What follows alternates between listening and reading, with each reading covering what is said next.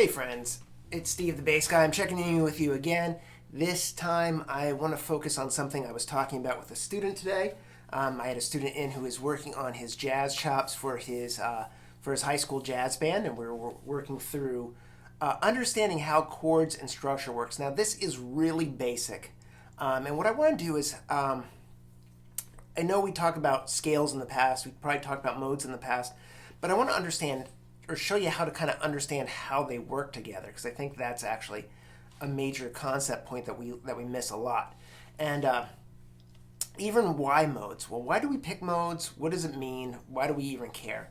And if we think about them, and modes are just scales. They're just scales, but they're built off of basically a parent scale or whatever the key is. So if you think about it as a key rather than a parent scale, even think of it as the key of C.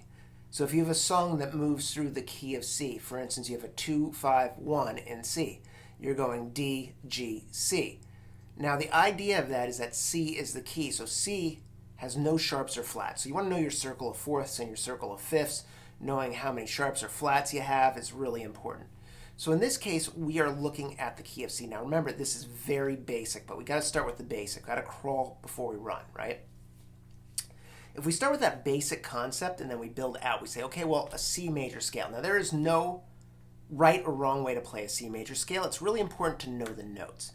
So we're thinking of a C major scale not having any sharps or flats. So I can play it C, D, E, F, G, A, B, C. That's a 1-octave C major scale. That's one way to play it. I can also play it like this, 2, 4, 1, 2, 4, 1, 3, 4. Doesn't matter what fingering you use, because fingerings are great. Shapes, though, are training wheels, and the idea is to eventually kick the training wheels off and know the notes. That's really important, because you got to know your chords, you want to know your scales. Chords are really important. In this case, when we look at that C major or C Ionian or 1, if we call it 1, like 2, 5, 1, 1 is going to be that first chord, and it's major. My triad is major. Now, I want you to think about the scale of a C major scale. We just played it across in two different ways. But I want you to picture it, and I want you to play it up the A string.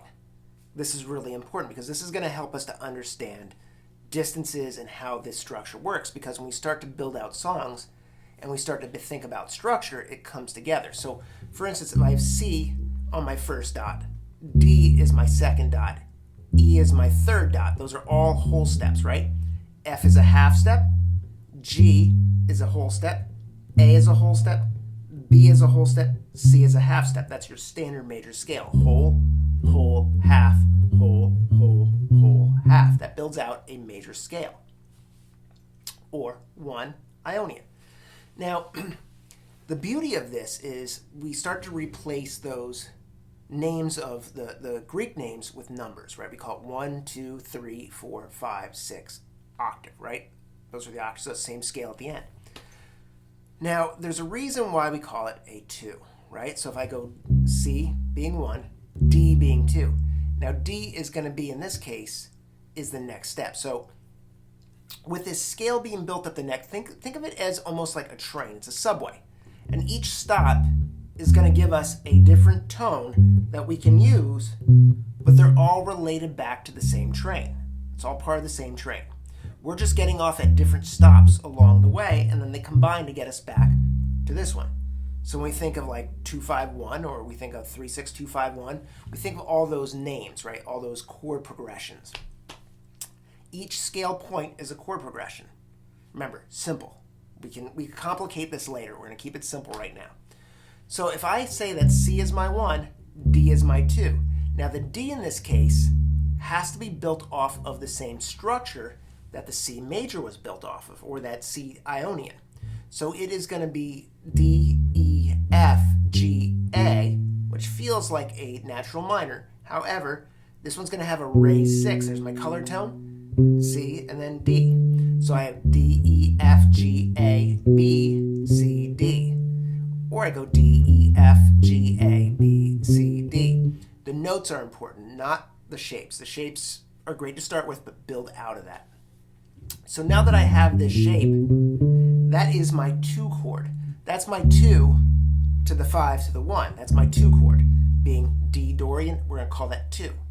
My next one in the grouping is going to be C, D, and now E. E is my next stop on the train. What I'm going to do here is I'm going to play what's called E Phrygian. Phrygian is the Greek name. We're going to call it the 3. So remember 1, 2, and 3. So in progressions, 2 is minor, 3 is also minor in a major key, right? So we're going to go E, F, G, A, B, C, D, E. So my half step there has to be a natural F. It's not the F sharp, but it's E, F natural, G, A, B, C, D, E. So that minor 2 or minor 9 there is that half step, is my color tone. This is also my 3 chord. If I just outline the 3 chord and I say, okay, well, I'm just going to play, the chord or the triad, you're not going to hear those color tones. It's just going to be, you can focus in and avoid the color tones altogether. But in this case, if I'm playing the actual scale has that flat 9 in there. And that is my 3 chord. So if I have a 3, 6, 2, 5, 1 progression, I can lay into that color tone 3, yep, and then 6, 2, 5, 1, yep. Okay, so that's my next stop. So this pattern here is E, F, G, A, B, C, D, E. My notes are E, F, or I play E, F, G, A, B, C, D, E. There's a bunch of different ways I can play it. They have to just be the natural notes because, again, parent scale or the 1 is going to be C. My next one in the grouping after E is that whole step once again, which is going to be F, or F right here. So I did E, now I'm doing F. F is going to be Lydian. So Lydian is the Greek name. Now it is a major scale, major chord, major triad, but it has the color tone of a sharp 4. Lydian has the sharp 4th degree, which means it is the 4th chord. So 1, 5, 4, or 3, 6, 2, 5, 1, or any kind of like 2, 5, 1, 4, like Autumn Leaves. That 4 chord is based off of Lydian. So in this case, I'm going to go F, G, A, B natural, C, D, E, F. Play it for you one more time, ascending. F, G, A, B natural, C, D, E, F. That's my 4. It's my 4 chord. It is also major. Next up in the group is going to be Mixolydian. This is the 5. This has a flat 7 in it. This is like in your 2, 5, 1. This is the 5 chord. This again is going to be of the 5th degree, meaning that C, D, E, F, G is 5 away from C. So this time we're going to go G, A, B, C, D, E, F, G. Again, there's multiple ways to play this. The notes are the important part, not so much the shapes. The shapes are good. Use the shapes as training wheels. Kick them off eventually. But right now, we're more worried about actually playing through them. So we know that the 5th degree, and the 5th is a really important one because we want that to be able to resolve back to 1. So that 5 is a big one. We want to know Mixolydian. Mixolydian, dominant, whatever you want to call it, they're the same thing. The next one in the group is another whole step. This time is going to be A. So on our subway train so far, we've gone C, D, E, F, G, A. So we are in A now.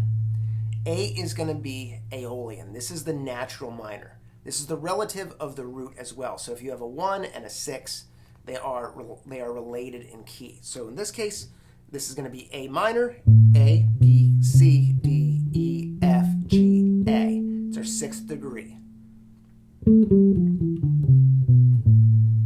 The 6th degree of C, in this case, is A. All right. So the 7th degree that we want to focus on is going to be Locrian. Locrian is going to be the 7th degree of the C, which is the half step away from the root. So in this case, we're going to go B, C, D, E, F, G, A, B. It's a very strange shaped scale when you play it. You're going to be like, well, that's a little weird.